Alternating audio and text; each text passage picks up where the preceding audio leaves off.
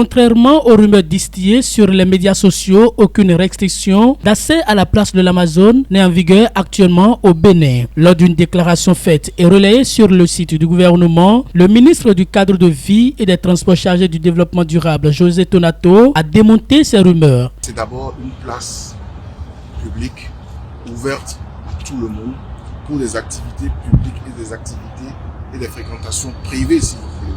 Vous avez dû voir que le monument n'est pas protégé. Le chef d'État souhaite que tout le monde y ait accès. La place aussi, on peut y venir à tout moment. Elle est éclairée la nuit, mais elle est également surveillée, sécurisée pour que les activités se passent dans les meilleures conditions. Il n'y a pas de conditions particulières, il n'y a pas de droit pour y mener un certain nombre d'activités. Il suffit seulement de faire une procédure sur la page service public pour les personnes, ce qu'on appelle les personnes morales, qui ont des activités formelles à faire, genre activités sportives, activités de loisirs, rassemblements. Il faut une autorisation. Il ne faut pas payer des droits pour ça. De même, les populations en général peuvent venir ici. Pour le ministre Tonato, c'est de l'intoxication, une affirmation que partagent certains citoyens rencontrés sur l'esplanade de la place de l'Amazone. Il y a des rumeurs qui parlent, moi aussi j'en ai écouté, mais aujourd'hui je suis là, je n'ai pas vu aucune décision prise par l'État. L'Amazone est ouverte à tout le monde, à tous les citoyens béninois, étrangers, ou tout le monde entier quand même. La place de l'Amazone n'est pas interdite à personne. Tout le monde est porté ouvert à venir à l'Amazone, faire son pique-nique, faire tout ce qu'il veut pour se divertir dans la vie. Place publique, tout village piton, à gauche nord, à Wafio, en Jawa, à gauche sud, à Philippe Agosta, à Benoît, à Wafio, en Jawa. So, mais les comprend, ministre, maybe il fallait que les comprend Gandia. Mais que tout est permis ici. Pique-nique, ouais. Ndebo ya blo abro fita gbade me mais ndelo taji tangoro était a blo ntube ganjio fionu me meji de awa bo mo gbon no envoyé. Moi je suis venu, personne m'a rien dit et c'est pour la première fois que je mets pied ici depuis 2022. Bon, je suis pas au parfum de cela. Parce que personne n'a rien interdit, les gens sont là mais personne m'a dit ne rentre pas. Je vois la télé, j'entends parler et je suis venu à côté. Au CRH là, j'ai dit bon, je vais profiter pour rendre visite aussi à la dame Amazone. Mais je suis entré librement, je circule, j'ai vu les gens. Personne n'a rien dit, personne n'a rien interdit. Tout est calme. Bon, c'est intéressant. C'est un endroit merveilleux. La quatrième fois que moi je viens et je suis venu aujourd'hui avec mes équipes, mes associations pour venir visiter le centre. Et depuis que moi je viens ici, je n'ai jamais su ce genre de choses. C'est des humeurs que les gens ont de parler n'importe comment la main, ça ne se passe pas. Tout le temps, nous on est ici, on fait notre joie. Si je trouvais une barrière, je ne serais pas ici. Ça veut dire que l'accès est libre. Maintenant, je crois que tout espace de cette envergure doit être entretenu. Parce que c'est ça la priorité ou bien le souci des gouvernants ou bien de ceux-là, du ministre de l'Environnement. Il faut que tous ceux-là qui viennent faire une visite pour des pique-niques et autres puissent garder les lieux propres. Et il ne faut pas quand même que nous souillons les lieux. Je crois que c'est de ça qu'il s'agit. Je crois que le ministre était aussi de passage, il avait expliqué de quoi il s'agissait. Donc pour répondre de façon simple à votre question, moi, je n'ai pas trouvé de barrière. Tout en appelant à un usage responsable de cette place névralgique de l'histoire du Bénin, objet de grande attraction, l'autorité encourage les diverses activités qui s'y mènent.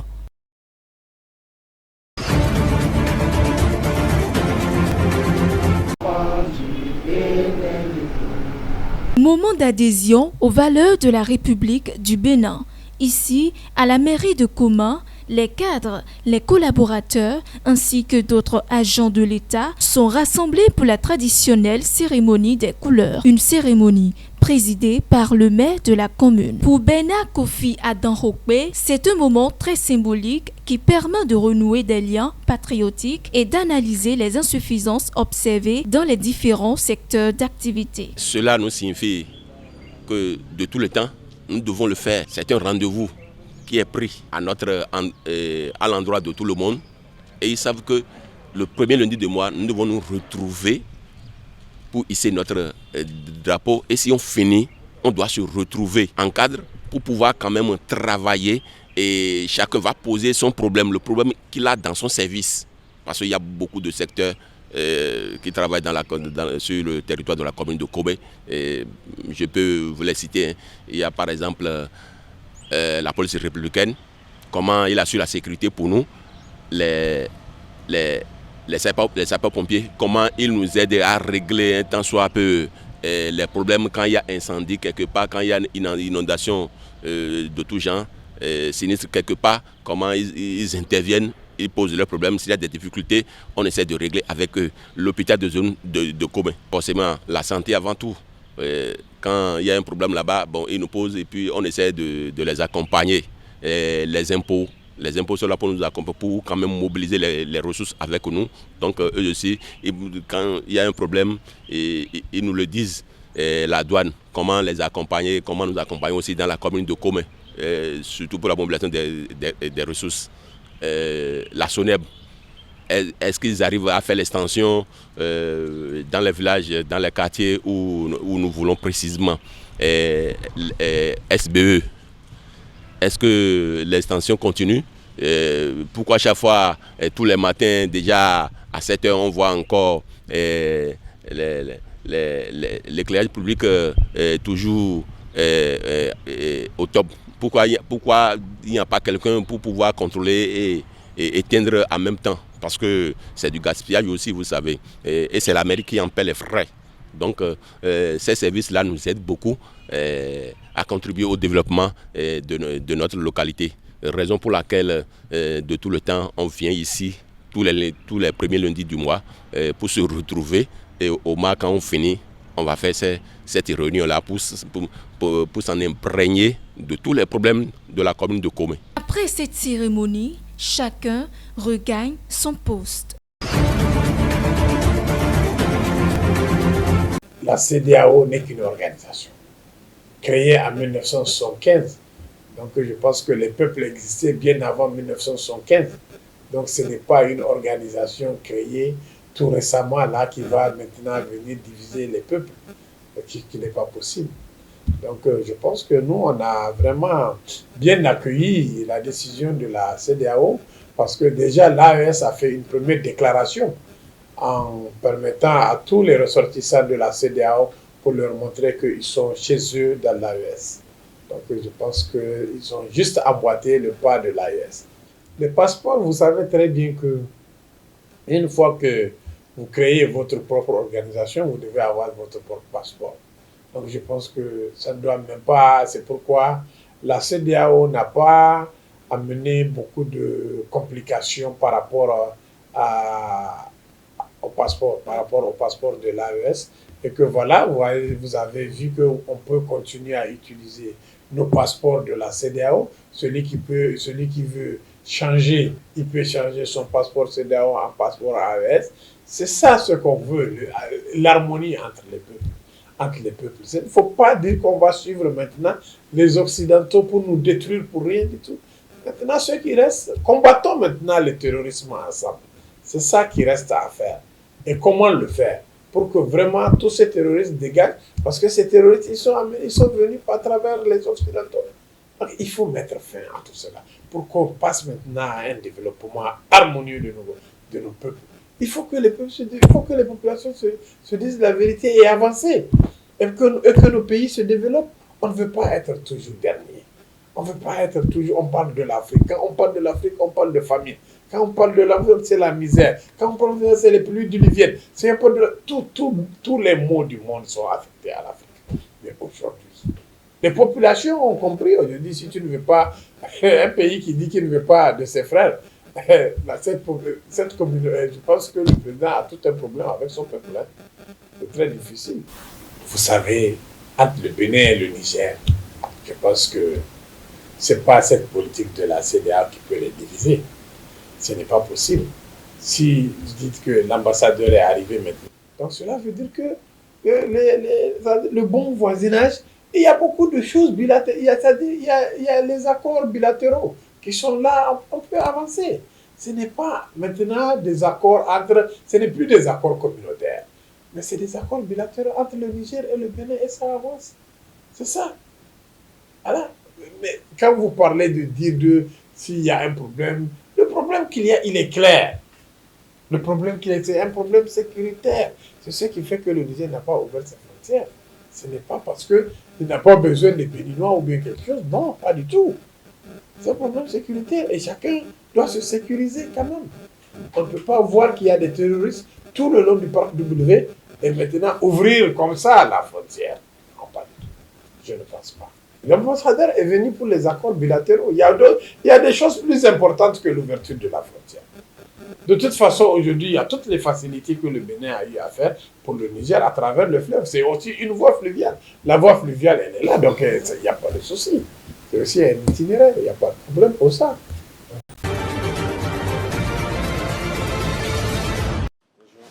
Au Burkina Faso, le capitaine Ibrahim Traoré a été le premier enrôlé qui par la suite a bénéficié de son nouveau passeport avec la mention AES. Cet événement intervient quelques jours après les mobilisations qui ont eu lieu au Burkina et au Niger, marquant les célébrations de l'an 1 du retrait effectif des 3 pays de l'organisation ouest-africaine CEDEAO. Dans les rues de la capitale, les habitants pensent que l'effectivité de ce passeport va permettre de mettre fin à la ruée des informations inexactes qui circulent sur cet espace. Généralement, ailleurs, on véhicule de mauvaises informations. On pense que ça ne va pas à l'AES, alors que le fait de voyager avec ça, ça confirme, ça montre que non, en fait, à l'AES, ce n'est pas ce qu'on diffuse comme des images négatives de l'AES. Il y a du bon aussi à l'AES. Et la preuve, on voyage, on va faire des business, voilà. Je me vois mal être dans l'AES et continuer à utiliser un passeport CEDEAO. À la division de migration de la police dans la ville de Ouagadougou, la production des passeports a débuté et elle est effective depuis le début de semaine. Malgré cela, les inquiétudes des habitants demeurent tout de même quant aux changements qui pourraient s'opérer dans les pays de l'espace CEDEAO en leur endroit. Tu quittes le Burkina pour aller au Mali, tu dois payer, c'est-à-dire pour les étrangers.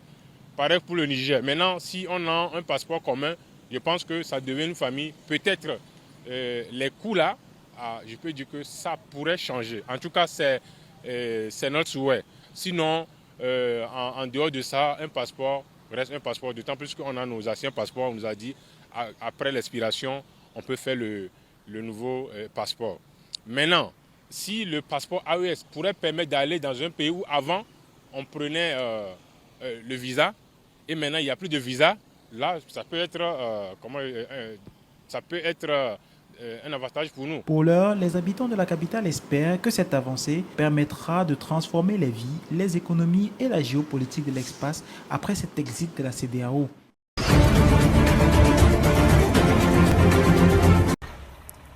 À Goma, les familles recherchent désespérément leurs proches. Depuis la prise de la ville par le M23, les morgues sont surchargées. Devant l'hôpital provincial du Nord Kivu, les autorités ont confirmé 773 corps et près de 2900 blessés. Shiza pleure son fils, tué, alors qu'il circulait à moto. Un soldat est arrivé derrière lui. Il lui a tiré dans le dos. La balle est ressortie par sa poitrine. L'enfant est tombé de la moto. La balle a traversé son corps et a touché une autre personne derrière lui.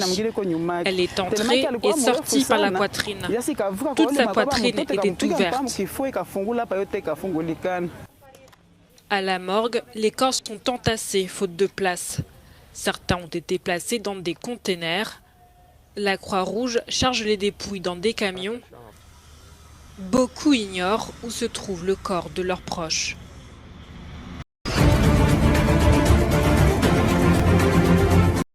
Les rebelles soutenus par le Rwanda qui ont pris le contrôle de Goma dans l'est de la RDC ont annoncé un cessez-le-feu pour des raisons humanitaires. Le gouvernement congolais n'a pas encore fait de commentaires. Le porte-parole des Nations Unies, Stéphane Dujarric, a fait le point de la situation. Les exactions des rebelles du M23 ont plongé la ville dans un chaos sécuritaire. Les morgues débordent et les camps de déplacés se vident de leurs occupants. La saison des pluies fait craindre le pire, selon l'ONU. Les travailleurs humanitaires expriment de vives préoccupations face à l'aggravation des risques sanitaires alors que la saison des pluies s'intensifie. Des corps de victimes des violences restent dans les rues de Goma, tandis que les morgues sont pleines à craquer et que les hôpitaux et centres de santé sont submergés de blessés. Bien que les efforts de chloration de l'eau soient en cours avec l'aide de partenaires humanitaires, le manque d'eau potable oblige les habitants de Goma à utiliser l'eau non traitée du lac Kivu. La ville de Goma, située au cœur d'une région riche en ressources minières évaluées à des milliards de dollars, reste sous le contrôle des rebelles du M23 qui tentent d'imposer un gouvernorat sans succès pour le moment. La ville est quasi à l'arrêt, l'aéroport ainsi que les écoles, les institutions universitaires demeurent fermées. Les coupures d'eau et d'électricité compliquent la vie quotidienne des habitants de Goma, tandis que certains hôpitaux fonctionnent au ralenti, manquant de médicaments et de personnel.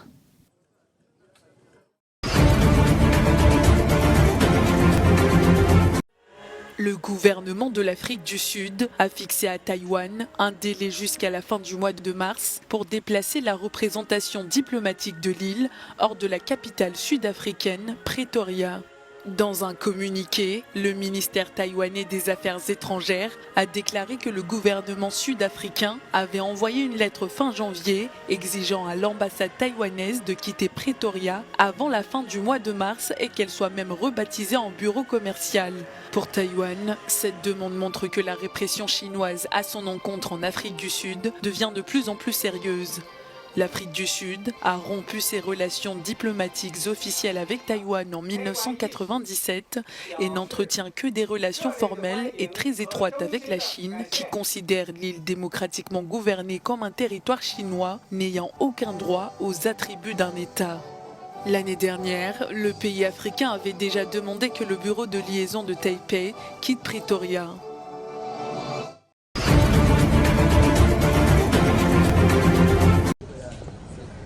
L'essai du vaccin contre Ebola a débuté en Ouganda, une semaine après l'apparition de la souche soudanaise qui a causé la mort d'une personne.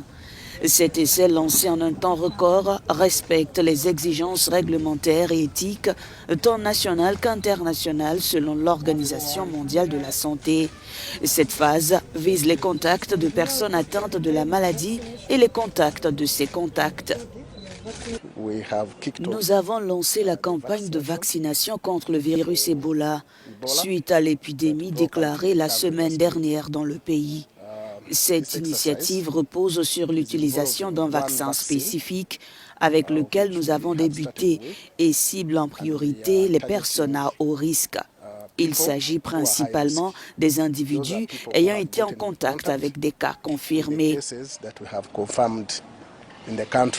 D'après le ministère ougandais de la Santé, au moins 234 contacts ont été identifiés dans le cadre de cette épidémie. Au total, 2000 doses de ce vaccin test contre la maladie à virus Ebola-Soudan seront administrées à travers le pays. La seule inconnue demeure le nom du fabricant du vaccin qui reste secret. L'Organisation mondiale de la santé joue un rôle clé dans la lutte contre cette épidémie en collaboration avec le ministère de la Santé qui dirige les opérations. Nous avons pleinement confiance en sa capacité à apporter une réponse efficace. Étant donné qu'il s'agit de la 8e épidémie, nous sommes convaincus des mesures qui peuvent être mises en place. Toutefois, nous appelons également nos partenaires à soutenir les efforts du gouvernement ougandais dans cette lutte. Un vaccin expérimental testé en RDC entre 2018 et 2020 avait permis de protéger au moins 3000 personnes. Le secrétaire d'État américain Marco Rubio est en visite au Panama. Un déplacement stratégique alors que Washington accuse la Chine d'accroître son influence autour du canal. Une affirmation rejetée par le Panama. Le président panaméen José Raúl Mulino a rappelé que son pays est un point de passage pour les migrants et que cette crise l'affecte directement. Nous avons longuement parlé du problème migratoire en reconnaissant clairement que le Panama est un pays de transit. Les Panaméens ne sont pas sur le point d'émigrer n'importe où. Nous vivons ici, nous restons ici, mais cela nous affecte. Marco Rubio a insisté sur l'importance économique du Panama pour les États-Unis. Washington voit ce pays comme un allié clé dans la région. Aujourd'hui, c'est l'un de nos partenaires économiques les plus solides, certainement dans l'hémisphère, et un catalyseur important pour le commerce qui se fait aux États-Unis et qui affecte et impacte de nombreuses personnes, tant à l'entrée qu'à la sortie. Mais cette visite est aussi un avertissement. Certains évoquent des pressions américaines pour reprendre le contrôle de cette voie stratégique. Une manifestation anti-américaine a eu lieu dans la capitale, preuve des tensions autour de cette question.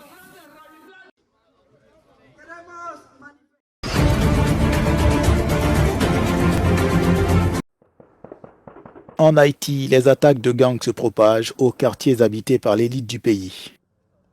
Cette semaine, des personnes lourdement armées ont attaqué Kenskov, un faubourg de la capitale Port-au-Prince, jusque-là épargné par la criminalité. La police a sollicité de l'aide pour repousser l'assaut qui a fait au moins 40 morts. Les victimes incluent des pasteurs, des enseignants et des enfants. Le bilan pourrait être plus élevé étant donné que les autorités n'ont pas encore pu accéder à certaines zones du quartier qui abritent plusieurs personnalités politiques et chefs d'entreprise. De nombreuses victimes sont des travailleurs issus de la classe populaire qui cultivent des terres dans la banlieue située dans les contreforts d'une chaîne de montagnes. Les gangs contrôlent déjà 85% de Port-au-Prince et le secrétaire général des Nations Unies a averti le mois dernier qu'il pourrait s'emparer de la capitale.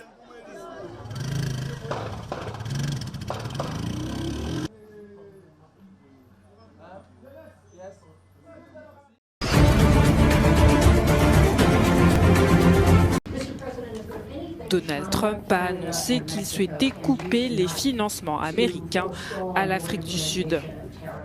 Il accuse le gouvernement sud-africain de violer les droits de l'homme avec une nouvelle loi sur l'expropriation des terres. Sur sa plateforme Truth Social, Trump a affirmé que l'Afrique du Sud confisquait des terres et traitait certaines personnes très mal. Il a parlé d'une violation massive des droits de l'homme qui, selon lui, vise les fermiers blancs. Il a aussi déclaré qu'il ouvrirait une enquête sur cette loi et qu'il couperait tout financement futur jusqu'à ce qu'elle soit terminée.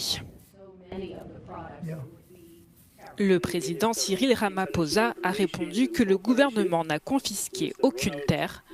Il affirme que cette loi vise à corriger les injustices de l'apartheid quand la majorité noire avait été dépossédée de ces terres.